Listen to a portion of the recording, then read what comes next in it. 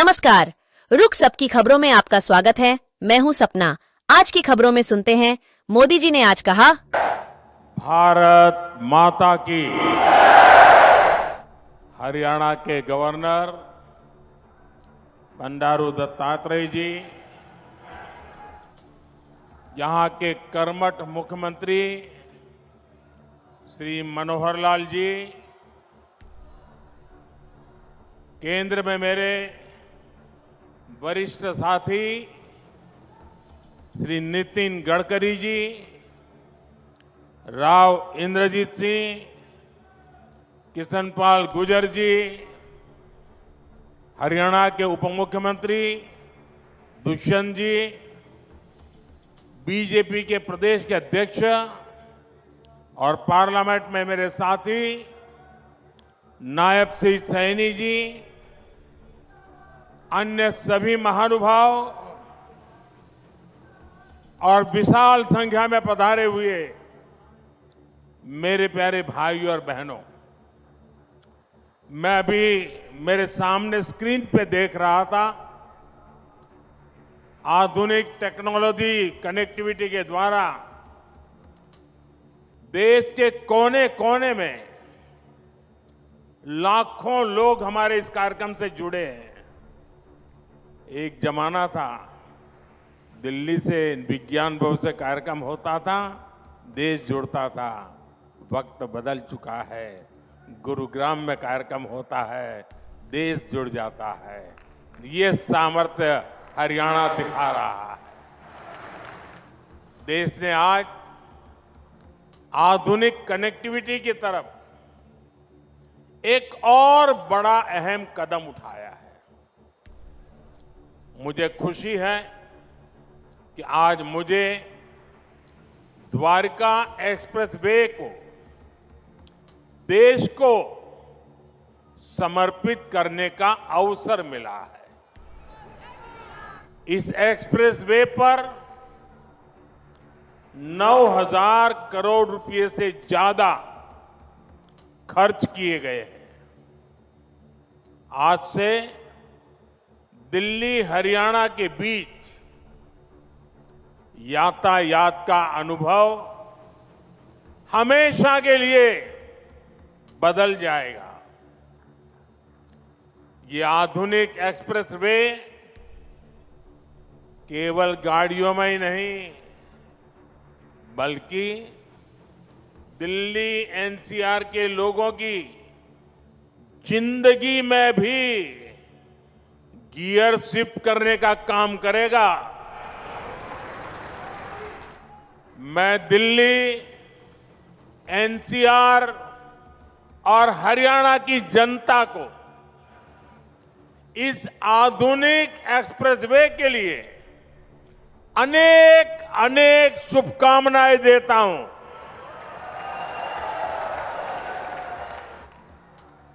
साथियों, पहले की सरकारें छोटी सी कोई योजना बनाकर, छोटा सा कार्यक्रम करके उसकी डुगडुगी 5 साल तक पीटते रहते थे।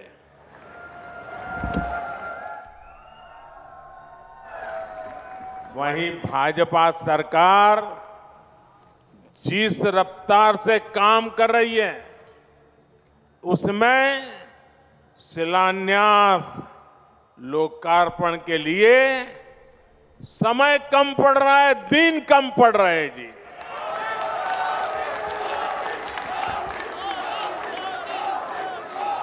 साल 2024 में ही,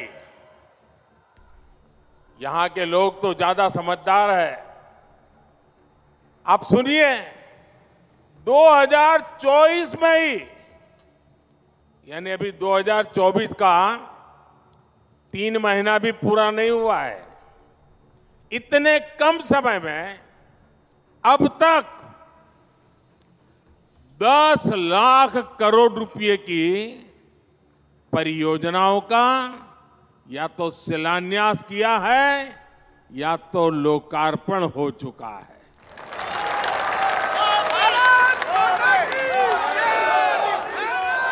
और मैं ये जो कह रहा हूं ना, ये तो मैं सिर्फ उन प्रोजेक्ट की चर्चा कर रहा हूं जिनमें मैं खुद शामिल हुआ हूं। उसके सिवाय मेरे मंत्रियों ने, हमारे मुख्यमंत्रियों ने जो किया वो अलग।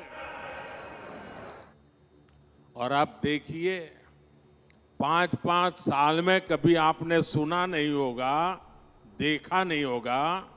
2014 के पहले का जमाना जरा याद करिए।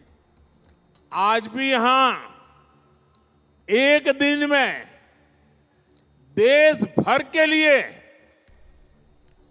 1 लाख करोड़ रुपए से ज्यादा की 100 से अधिक परियोजनाओं का या तो लोकार्पण हुआ है या शिलान्यास हुआ है।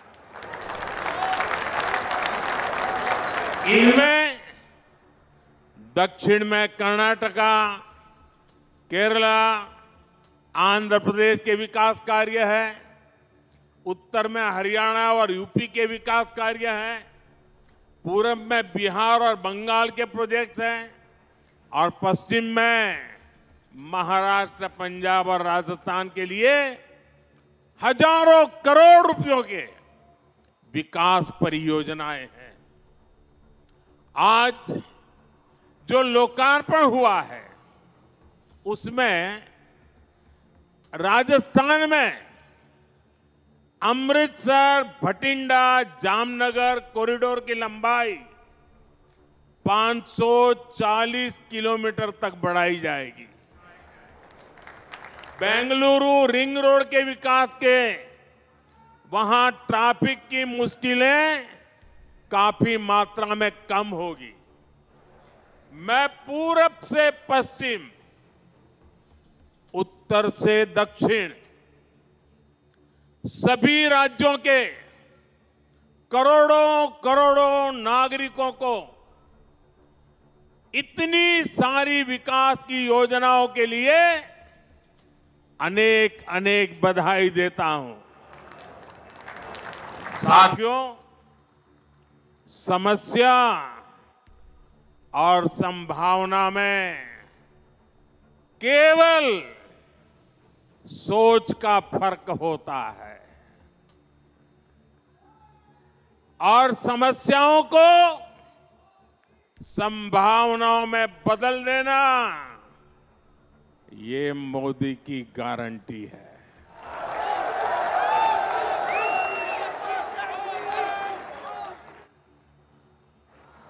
द्वारका एक्सप्रेसवे खुद इसका बहुत बड़ा उदाहरण है। आज यहां द्वारका एक्सप्रेसवे का निर्माण हुआ है।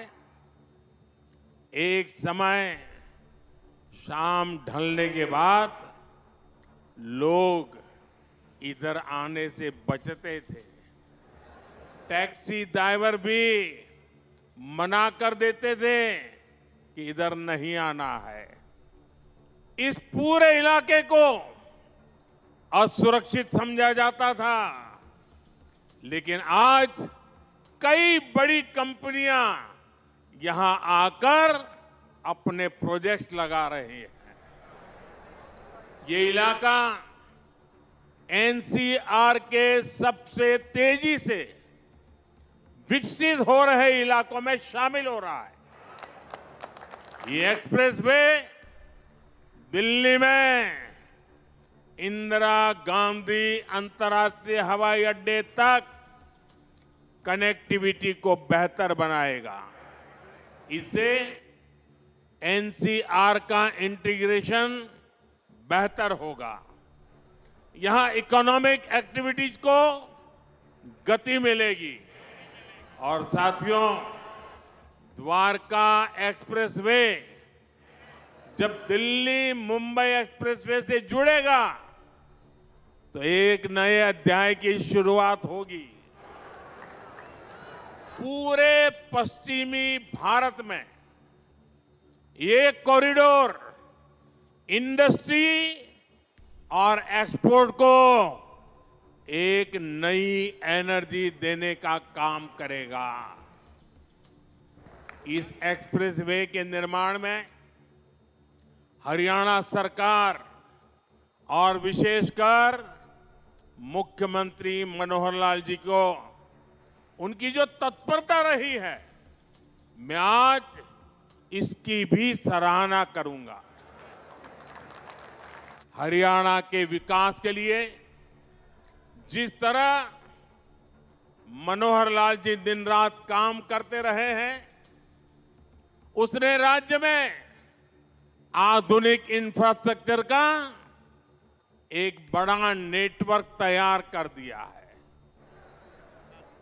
और मनोहर लाल जी और मैं बहुत पुराने साथी हैं। दरी पर सोने का जमाना था, तब भी साथ काम करते थे। और मनोहर लाल जी के पास एक मोटरसाइकिल रहती थी, तो वो मोटरसाइकिल चलाते थे, मैं पीछे बैठता था, रोहतक से निकलता था और गुरुग्राम आकर के रुकता था। ये हमारा लगातार हरियाणा का भ्रमण मोटरसाइकिल पे हुआ करता था। और मुझे याद है उस समय गुरुग्राम में मोटरसाइकिल पर आते थे, रास्ते छोटे थे, इतनी दिक्कत होती थी। आज मुझे खुशी हो रही है कि हम भी साथ हैं और आपका भविष्य भी साथ है।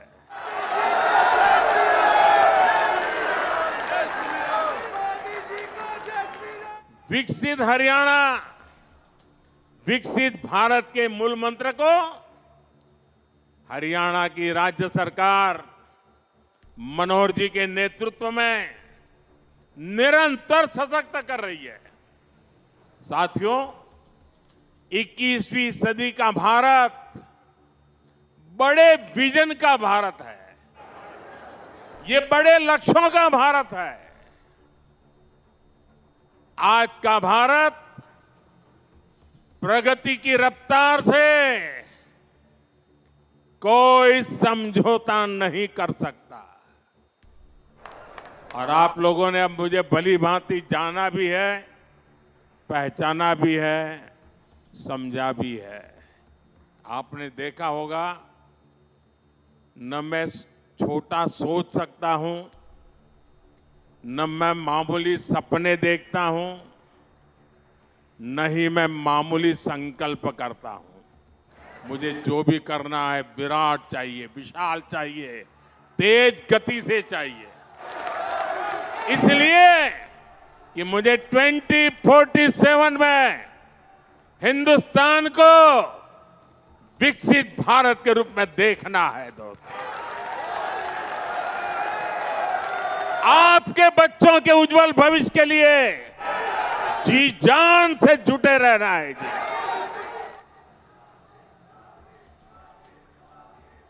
साथियों, इसी रफ्तार को बढ़ाने के लिए हमने दिल्ली एनसीआर में होलिस्टिक विजन के साथ इंफ्रास्ट्रक्चर डेवलपमेंट का काम शुरू किया।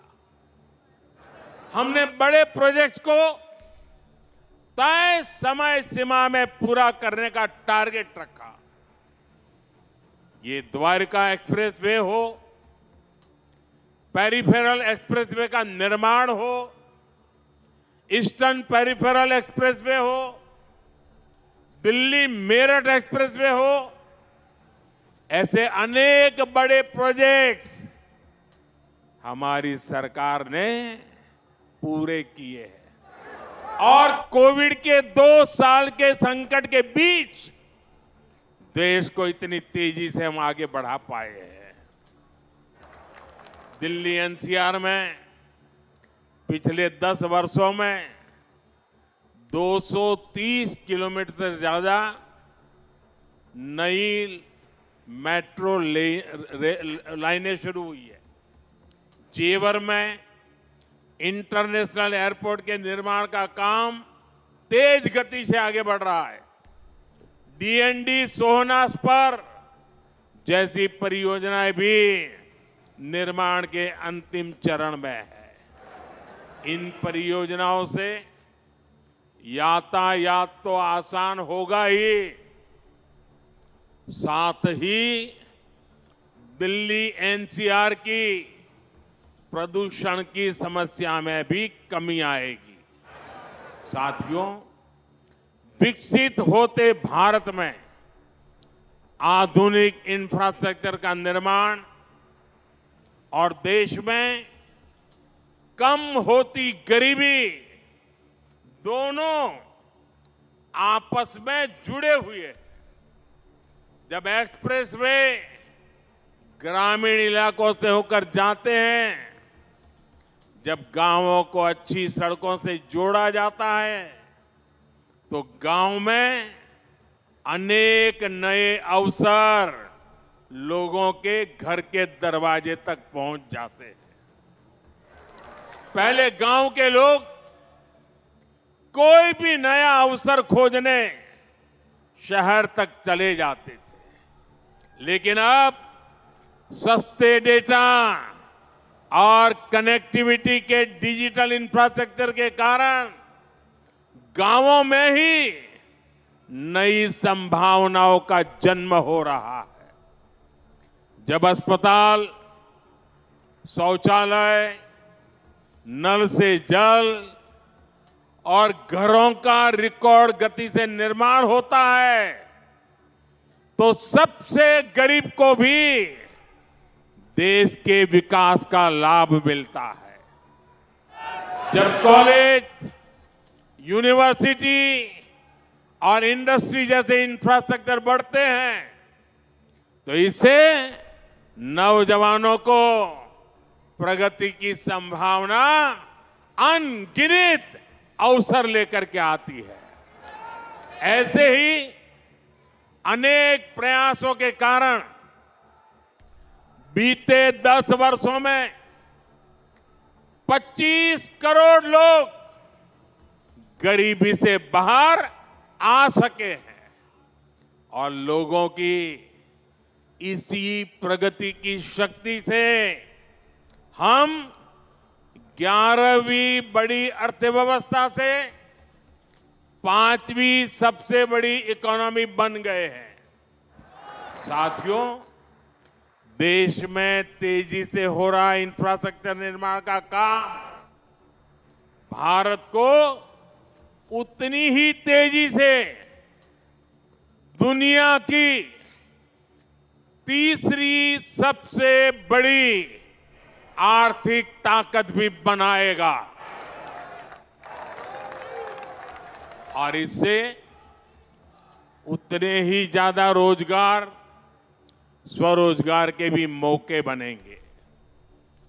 इस स्केल के इंफ्रा को बनाने में, हाईवे और एक्सप्रेसवे को बनाने में बड़ी संख्या में इंजीनियर्स और वर्कर्स की जरूरत पड़ती है। सीमेंट, स्टील जैसे उद्योगों को बल मिलता है, वहां भी बड़ी संख्या में युवा काम करते हैं। इन्हीं एक्सप्रेसवे के किनारे आज इंडस्ट्रियल कॉरिडोर बन रहे हैं।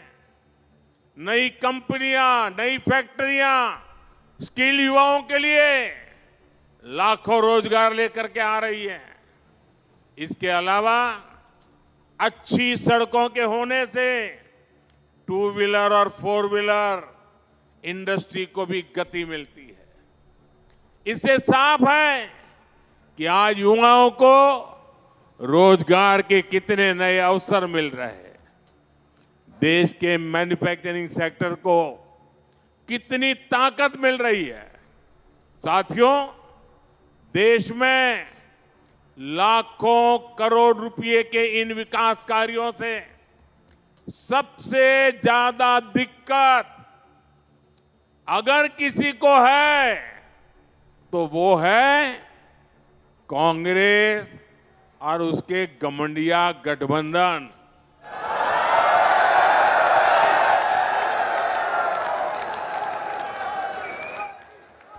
उनकी नींद हराम हो गई है। इतने सारे विकास के काम और वो एक की बात कर रहे हैं तो मोदी 10 और कर देता है। उनको समझ ही नहीं आ रहा है क्या इतनी तेजी से काम भी हो सकते हैं क्या। और इसलिए अब विकास के मुद्दों पर चर्चा करने की उनकी ताकत बची नहीं है।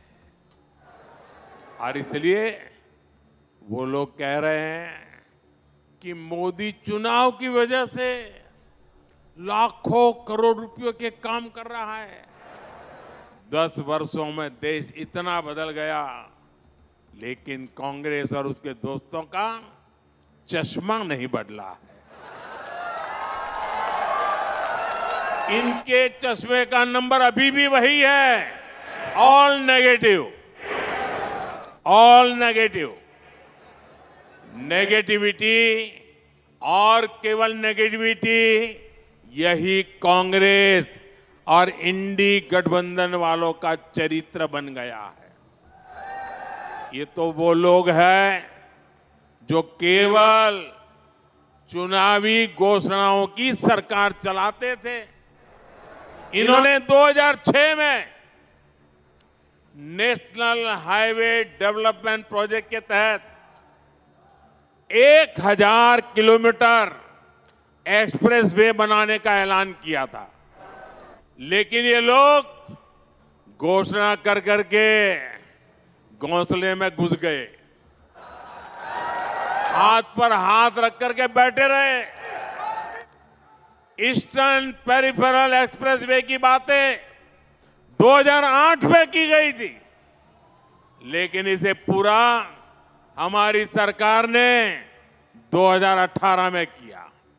द्वारका एक्सप्रेसवे और अर्बन एक्सटेंशन रोड का काम भी 20 वर्षों से लटका था। हमारी डबल इंजन की सरकार ने सभी मुद्दों को सुलझाया और हर प्रोजेक्ट को पूरा भी किया। आज हमारी सरकार जिस काम का शिलान्यास करती है, उसे समय पर पूरा करने के लिए भी उतनी ही मेहनत करती है। और तब हम ये नहीं देखते हैं कि चुनाव है या नहीं। आज आप देख लीजिए, देश के गांवों को लाखों किलोमीटर ऑप्टिक फाइबर केबल से जोड़ा गया है। चाहे चुनाव हो या ना हो, आज देश के छोटे शहरों तक में एयरपोर्ट बनाए जा रहे हैं। चाहे चुनाव हो या ना हो, आज देश के गांव-गांव तक सड़कों का निर्माण किया गया है।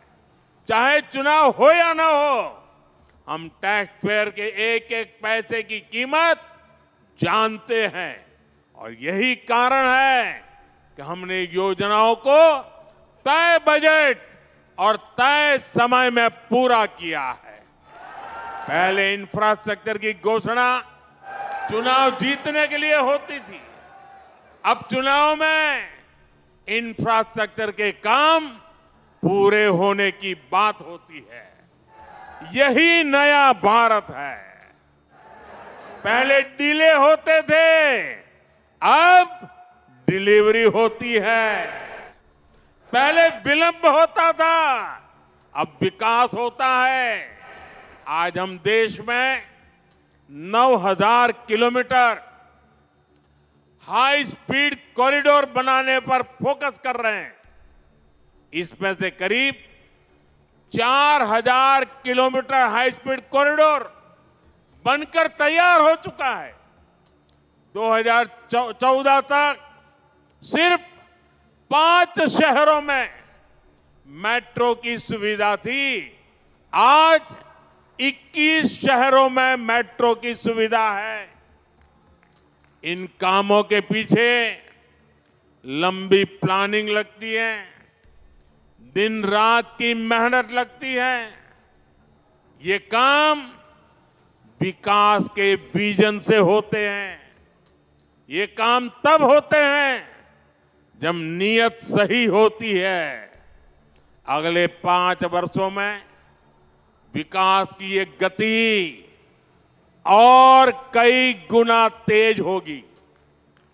कांग्रेस ने 7 दशक तक जो गड्ढे खोदे थे, वो अब तेजी से भरे जा रहे हैं। अगले 5 वर्ष अपनी इस नींव पर बुलंद इमारत बनाने का काम होने वाला है और ये मोदी की गारंटी है। साथियों, आप सभी को इस विकास के लिए मैं बहुत बहुत बधाई देता हूं। आप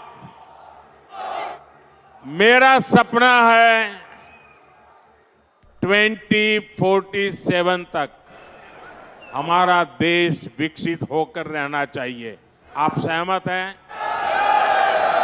देश विकसित होना चाहिए कि नहीं होना चाहिए?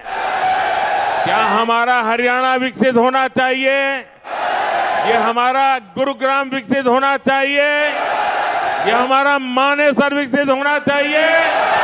हिंदुस्तान का कोना कोना विकसित होना चाहिए? हिंदुस्तान का गांव गांव विकसित होना चाहिए? तो विकास के उस उत्सव के लिए आइए मेरे साथ अपने मोबाइल फोन बाहर निकालिए, अपने मोबाइल फोन की फ्लैश लाइट चालू कीजिए और ये विकास के उत्सव को इनवाइट कीजिए। आप चारों तरफ मंच पर भी मोबाइल फोन वाले जरा चारों तरफ जिन जिन के पास मोबाइल है हर एक के मोबाइल फोन का फ्लैश लाइट चले। इस विकास का उत्सव है, ये विकास का संकल्प है, ये आपकी भावी पीढ़ी के उज्जवल भविष्य के लिए मेहनत करने का संकल्प है, जी जान से जुटने का संकल्प है।